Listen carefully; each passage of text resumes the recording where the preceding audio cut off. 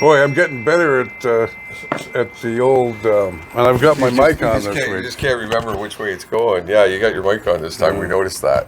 It's Big Daddy, and we're here with Leah on the radio show that's now a video show as well. And kind of our Friday afternoon morning show. Yeah, kind of like doing morning radio again. It's morning for you.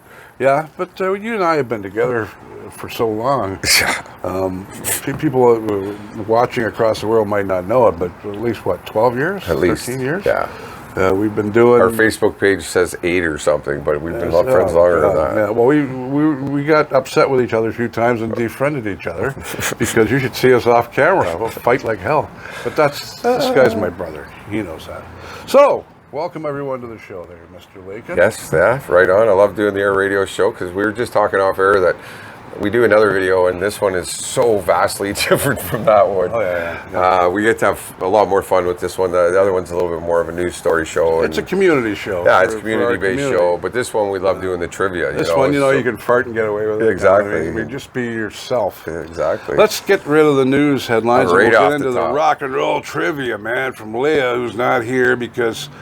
she's babysitting little babies. Little babies. She's, oh, God, Leah, I hope you're doing okay. Yeah. We know you're not. The terrible twos, they call it. Yeah, oh yeah. All right, NASA's heading back to the moon with Artemis missions. And Canada's coming too, of course, and that's happening this weekend. Let's hope. Yeah, they're hoping to get off tomorrow or something. And we got Health Canada is approving Moderna's Omicron COVID booster.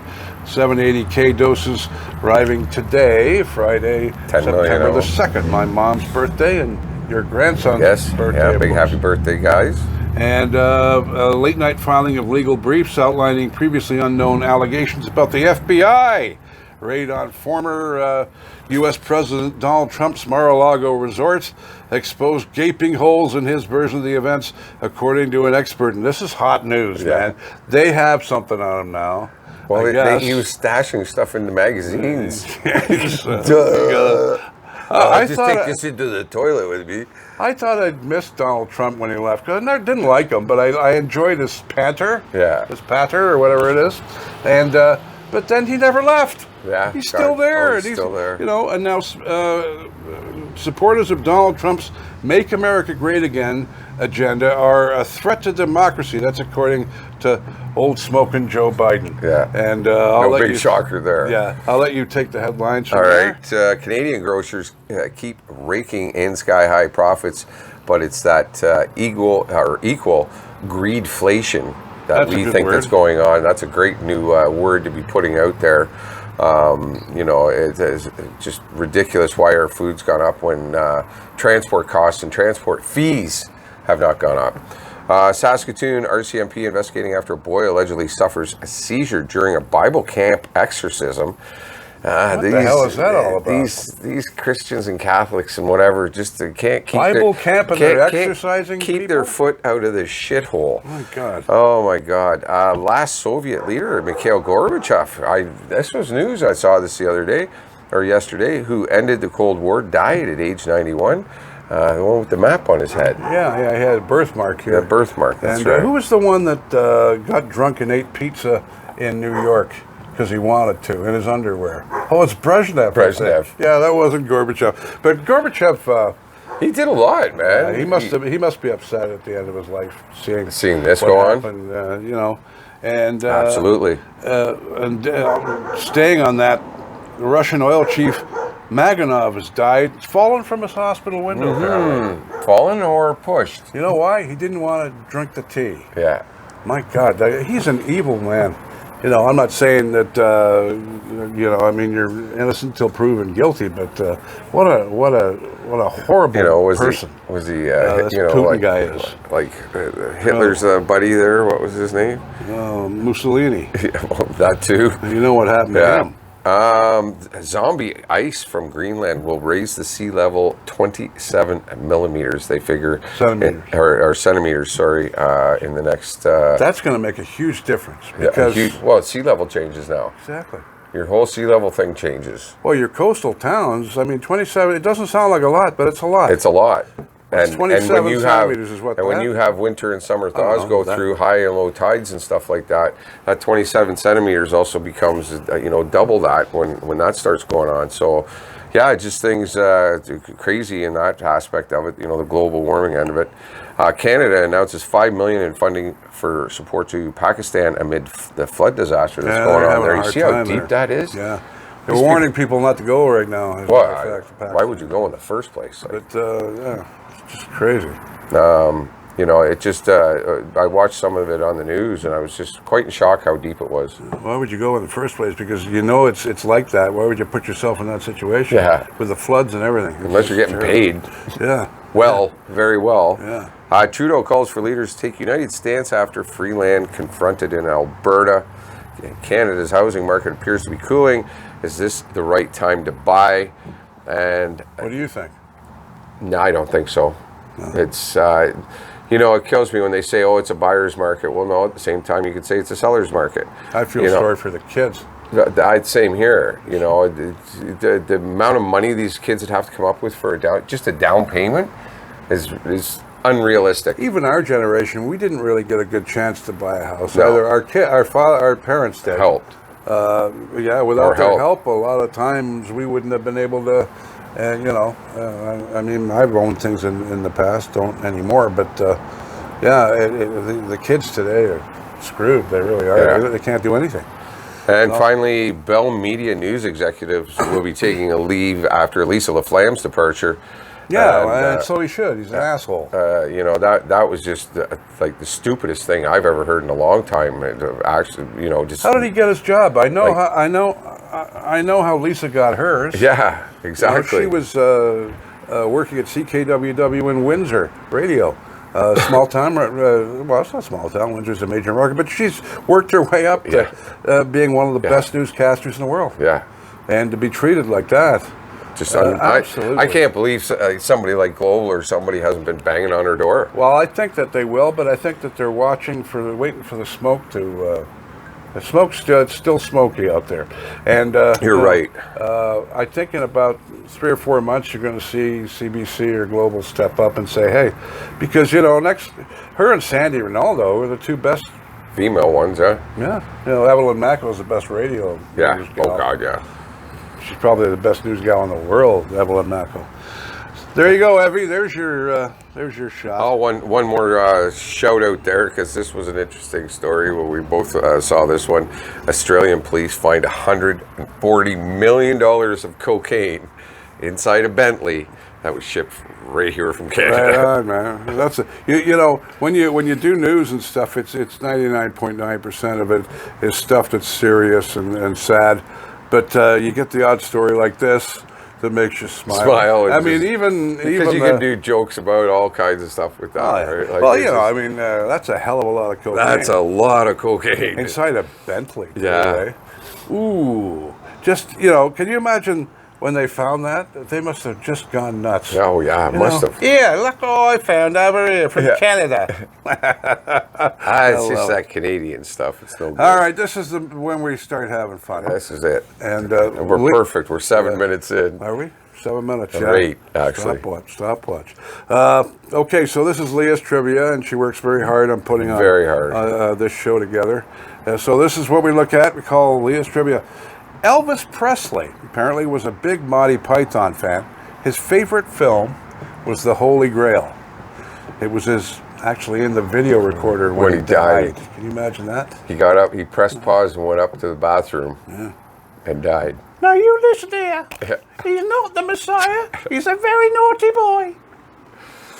Classic stuff. I can imagine Elvis. I could just see him sitting on the couch laughing. Yeah. And when Elvis giggled, he was funny. Like he got everybody else around. He was jolly. He was very jolly. And just some more trivia for today. Well, today's September 2nd, but 1966, the Byrds played the first of an 11-night run at the Whiskey A Go-Go in Hollywood, California. The Whiskey A Go-Go opened in 1964 with a live band led by Johnny Rivers and a short-skirted female DJ spinning records between set from a suspended cage. When the girl began to dance during the Rivers set to the audience, It was thought it was part of the act, and the concept of go-go dancers in cages was born, boys That's how and it was girls. born, eh? Johnny Yeah. Rivers had everything to do with that. That's wild, eh? Yeah. I was often wondering when I was a kid, what the hell are they doing in cages? Cages, yeah. Yeah, but hey, Whiskey a Go-Go was the place to be, baby. Absolutely. You had that, Studio 54, all these, high-end places that set precedents. Yeah. In 1988, this week in 1988, the Rock and Roll Cuisine Cookbook is put together. 95 recipes from various musicians. Selections include Yoko Ono's Dream Soup, which is sunshine in a bowl. Cher's boyfriend-approved macaroni salad. Her 18-year-old boyfriend. That's right. And Mick Jagger's shrimp curry. Ooh. And, this is my favorite, Weird Al Yankovic's peanut butter and jelly sandwich. Yeah. Now, what could Weird Al do to a peanut butter and jelly sandwich that would be so outstanding? There you go. There's your trivia question. There's your trivia. And there's something everybody's going to Google right now, you know what I mean? Let me see what's so special about the peanut butter and jelly sandwich. Well, I know Elvis would have liked it because Elvis loved peanut butter and jelly. Oh, yeah. And banana, I love peanut butter and jelly sandwich. And banana. Oh, God, yeah. Oh, banana. Oh, yeah, peanut butter and banana. Crunchy peanut butter and banana. Keeps you regular. You know God, yeah. Banana and the peanut butter's got protein and the bread's got carbs and you're all set. So if you don't have a peanut allergy, you're fine. You don't want to be flopping all over the floor, you know what I mean? But whose turn is it? Is it mine? My turn. Having too much fun. 2011, while boarding a Southwest flight from Oakland to Burbank, Green Day Billy Joe Armstrong is forced off the flight after giving some lip to a flight attendant who asked him to pull up his sagging pants. Armstrong doesn't take lightly to the request. Eventually, he and his traveling companion are booted off the flight, and Armstrong takes to Twitter writing, "Just got kicked off a Southwest flight because my pants sagged too low." And the tweet is quickly retweeted by his followers, and forcing Southwest to release a statement apologizing for the incident. Yeah, you can't do that. Just point and laugh. The airline, this guy's a rock star. Leave him alone. He's a kid. You know, they want to do that. I mean, when we were kids, we used to do different things. Oh God, yeah. Somewhat rebellious. Yeah, and it's rebellious in every generation, especially with the guys. If they want to, it irritates me because I got OCD. I want to go pull them up.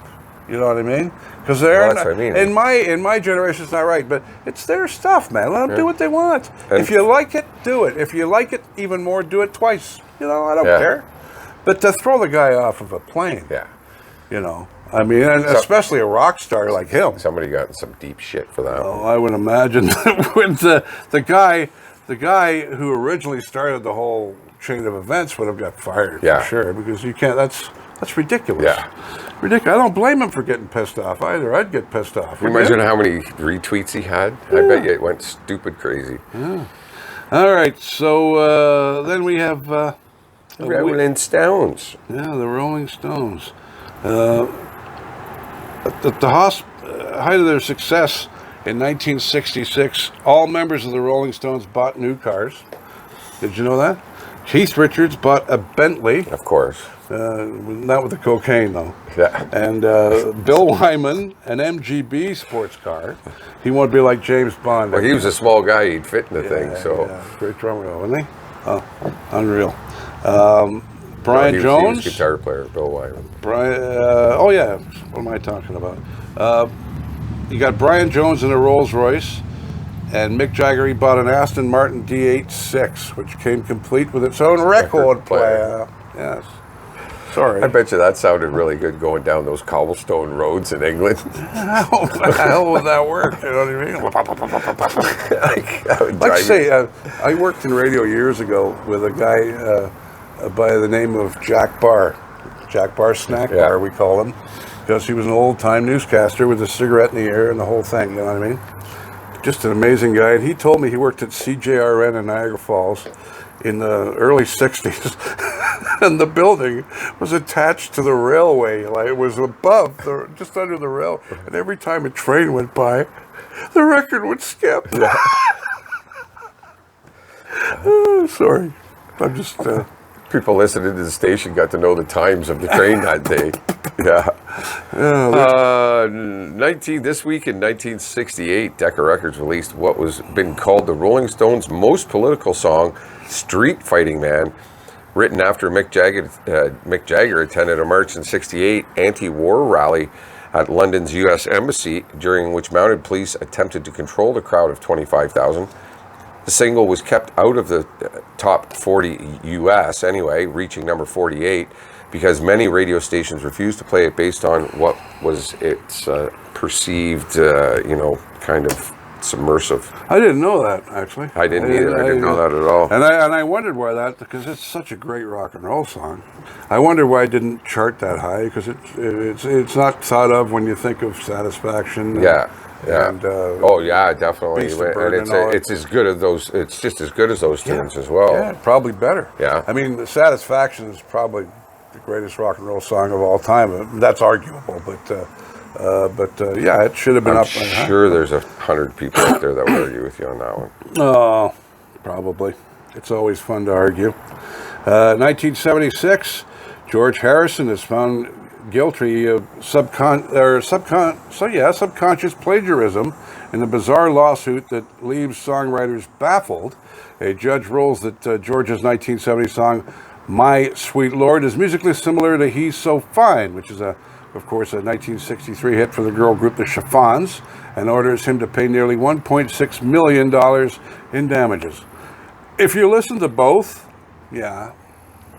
I can do that with a ton of songs. Yeah, I know. I can do that with 150 songs out there in the first list I pull off my computer. They're both great songs in their own right. Well, they have. But, there's an influence there, so you have to have it you got to remember that the Beatles were listening to music as well at that time. So that would be an influence to him, more so than a plagiarism thing. But he was George Harrison. What did he care? Okay, whatever. Here.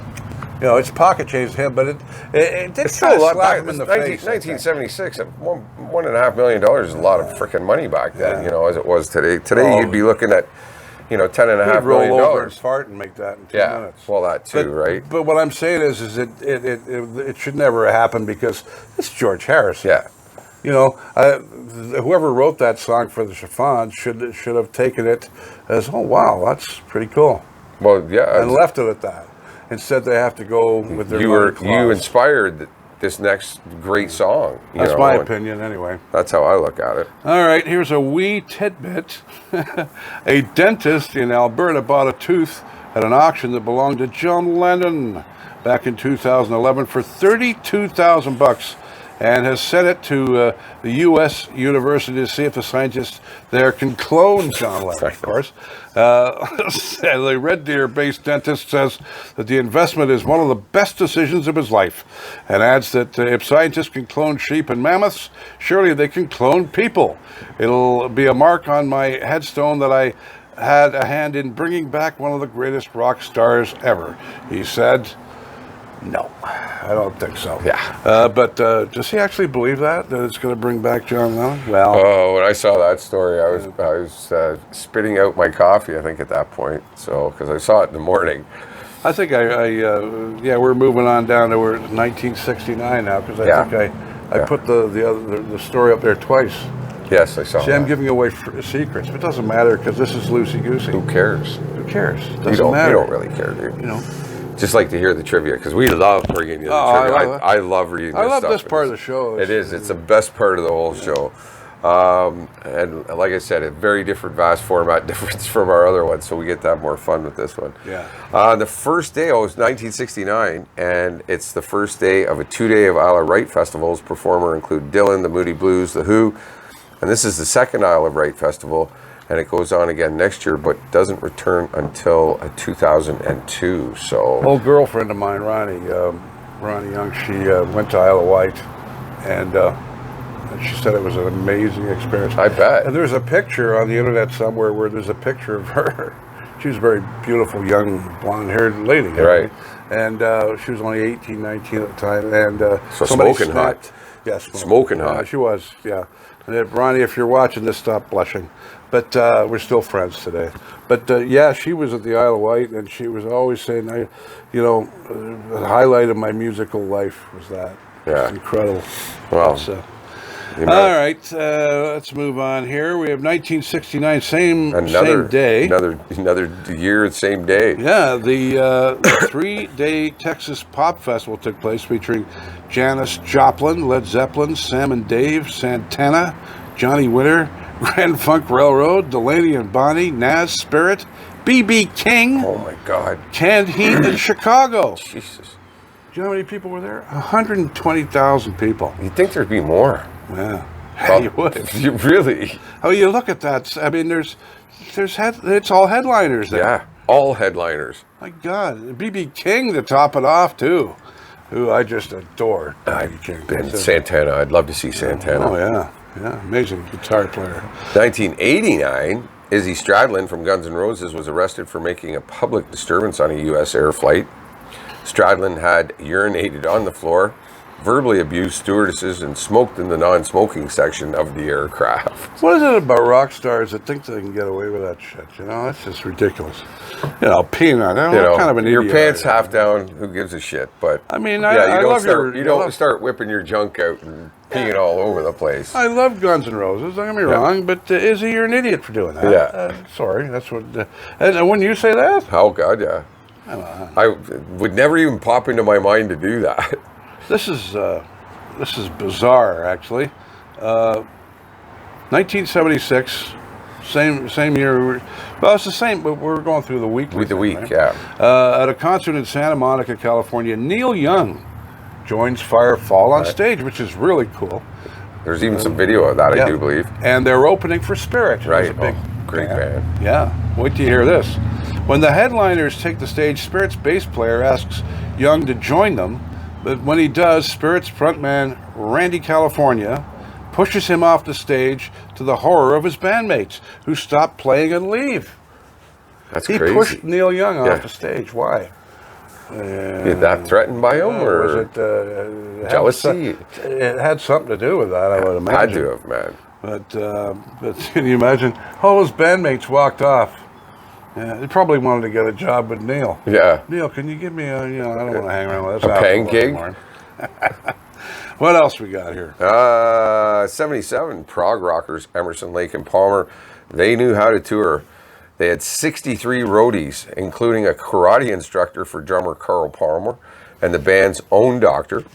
It's rumored they had a carpet roadie whose job was to transport and sweep the Persian rug that Greg Lake stood on. However, in 74, on an American tour, ELP were arrested in Salt Lake City after swimming naked in the hotel pool. They were each fined $75. Wow, we should do a whole show, a radio show on just disgusting things that rock bands have done. Not that really swimming naked. There's some stuff for Leah to research.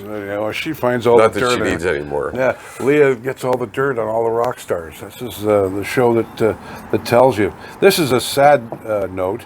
This week in 2005, Hurricane Katrina pounded New Orleans. One of the victims is Barry Cowsill of the Cowsills.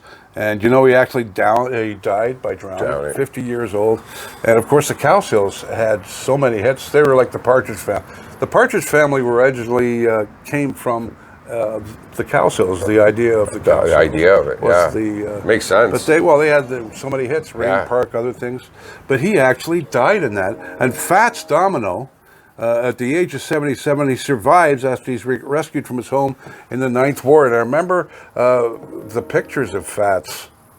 I never met Fats, but I talked to him on the phone. Right, I remember that, yeah. I talked to him on the phone because my old boss, Norman B., was his best friend. So I used to call him at lunch. You see, here, talk to Fats. Hey, how you doing? Hey, the Saints are doing pretty good, Fats. Yeah. I learned so much about Fats Domino. He was a big New Orleans Saints fan. But I remember how upset he was standing there, and he was just drenched, and the police were helping him out of the water. Yeah. And, oh, God. Oh, it was a nasty scene. I was there a day and a half after Katrina had gone through. Yeah. And it was the worst 3 days of my life, I can tell you that. Well, people don't realize unless you're there how devastating that was. Nasty. Very, very, very nasty. 1963, Martin Luther King delivers his famous I Have a Dream speech at the Lincoln Memorial in Washington, D.C. And the music connection, Peter, Paul, and Mary play their hit of Bob Dylan's "Blowing in the Wind" just before King came out and spoke. Yeah, it was, pretty emotional. I mean, it doesn't matter what generation you're from. You know that I have a dream speech because it's taught in history. I would hope it's still taught in history. Damn well better be. He was a good man. And, that's for another show, I'd imagine. 1964, after playing a show at Forest Hills Tennis Stadium, New York, the Beatles met Bob Dylan for the first time at the Delmonico Hotel. Of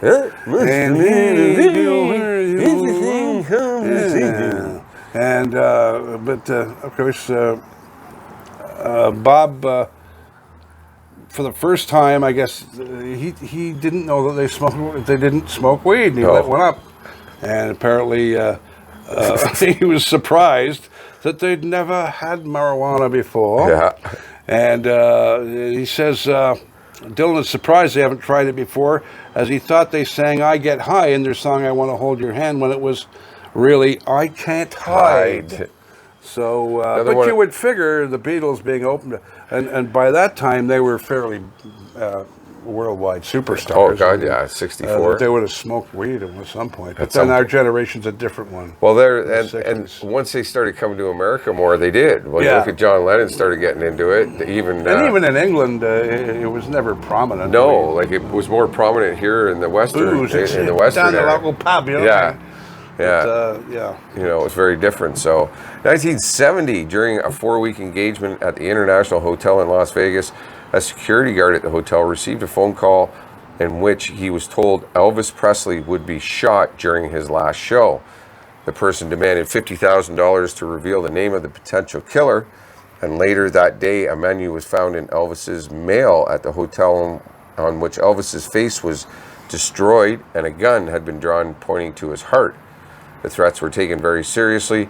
Elvis played his last show without any incident, but they sure raised the fears of all the security and at that time, and of course, why wouldn't it? Absolutely. You know, when he'd go play Vegas, that was crazy. You know, look at all the women. The screaming women. And it's just a tough life for the king of rock and roll. There you go, right. But, it was sad to see, and I'm an Elvis fan, and you're somewhat of an Elvis fan, but I love Elvis. I mean, I love everything he stood for. Rock and roll, the rebellion of youth. You know what I mean? Yeah. When they told him he couldn't move, and it's like, I'm going to move it whatever way I want. Remember when he went on and did the moves, even though he was told not to. But that new movie, you've got to check it out, I guess.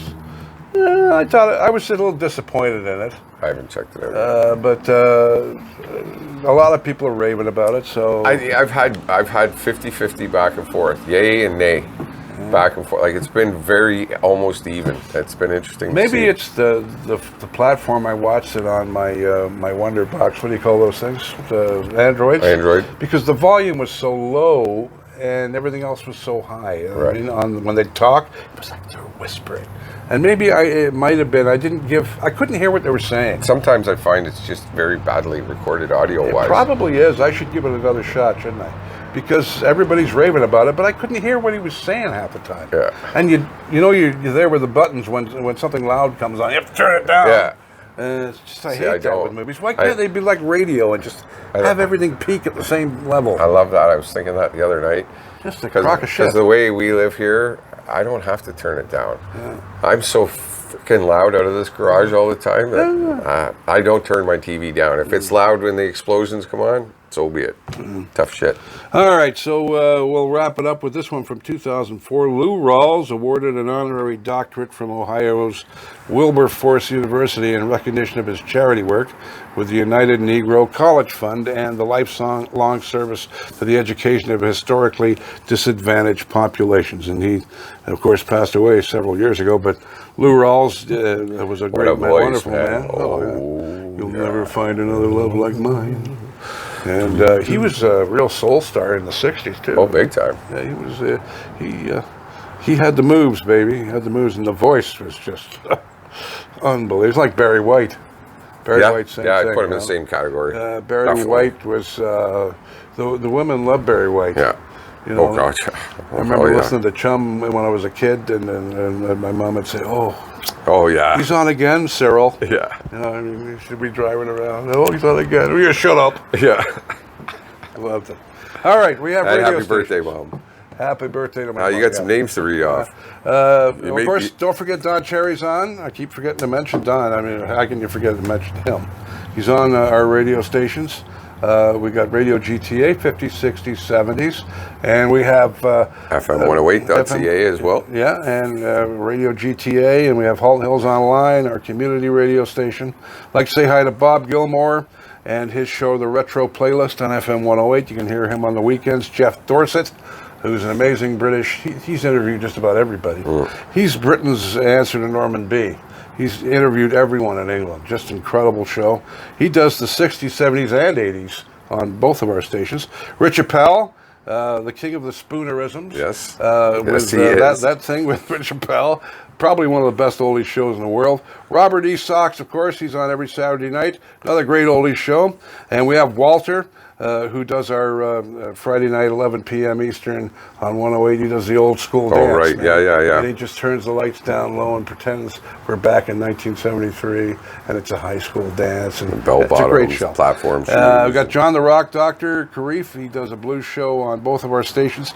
Freddie Cannon, great country show on GTA.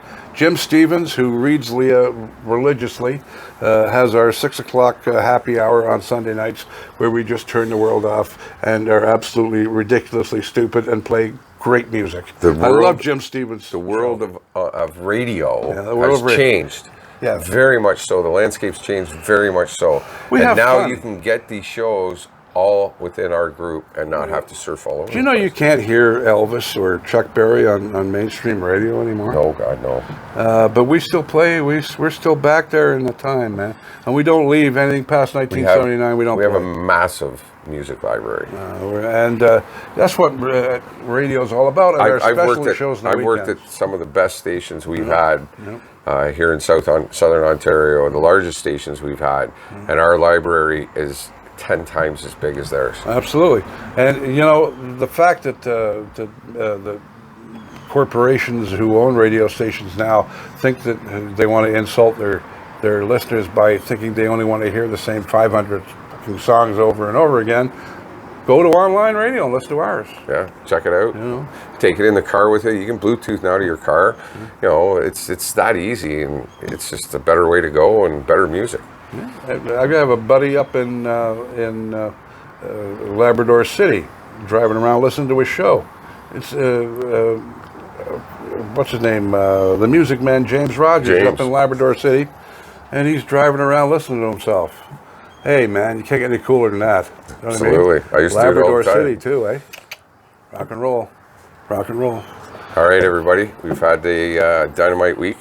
We want to make sure everybody has a safe long weekend out there. We have a long weekend here in Canada. We call it the Labor Day weekend, which means everybody sits on their duff and drinks. We don't do any labor. We don't do any physical labor. No, it's the laziest weekend of the year. Pretty much the laziest weekend, because you still don't got to close the cottage yet. No, you still don't got to close the cottage yet, but you can go to the cottage and drink your face off. So don't be drinking and driving. Call a cab, call a friend, call a family member. And we're brought to you by Prince Edward Island National Park, and you can't get a much more we support Canadian tourism on our radio stations, all three of them. Come visit Canada. Come up visit Canada. Gentle surf strokes, sandy beaches alongside red cliffs. And it's just gorgeous. It is gorgeous, man. And, you know, if you've never been to Prince Edward Island, you gotta go. Absolutely. To Prince Edward. There's so many things. The East Coast is a definite trip to anybody. I swear by it, because I traveled as much as I did. People always ask me, what's the best place to go? And I tell them, East Coast or West Coast. BC or, like say, PEI. Absolutely gorgeous. Jays took 2 out of 3 from the Cubs, but they got swept by the Angels. Like you said, they're just not strong enough this year. TFC, they tied with LA Galaxy, and Serena Williams, God bless her, I love her. She's retiring. What an amazing woman. Absolutely amazing woman. Yeah, absolutely. And just hotter than hot. Yeah. She's a sex goddess, in my opinion. And she's in just incredible shape. We're going to miss her. Yeah. Boy, oh, we ever. Well, you know what? I could see her just personality-wise her coming on as being one of the commentators that'll be a regular commentator. She just has that bubble. That spark, right? Her sister does too. Both of them do, yeah, as a matter of fact. And I could see them both coming back as doing something along those lines. If I don't say this before we go, I'll get in shit from Leah. So it's Canada's hometown, Halton Hills, Ontario, Canada to the world. The radio show is now a video show. Top 40 Timeline. Check out my show on the weekends. Folks, thanks. Back to you, Lee.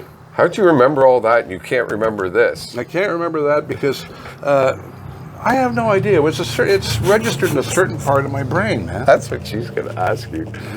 Oh, my God. Have a great weekend, everybody. Have a safe, long weekend. For Big Daddy Russ Horton, Leah Lywood, myself, Lee Lakin. Just party on. Yeah, do this. Catch you all on the B side. And you can go and look like a gynecologist over there and shut us off as we...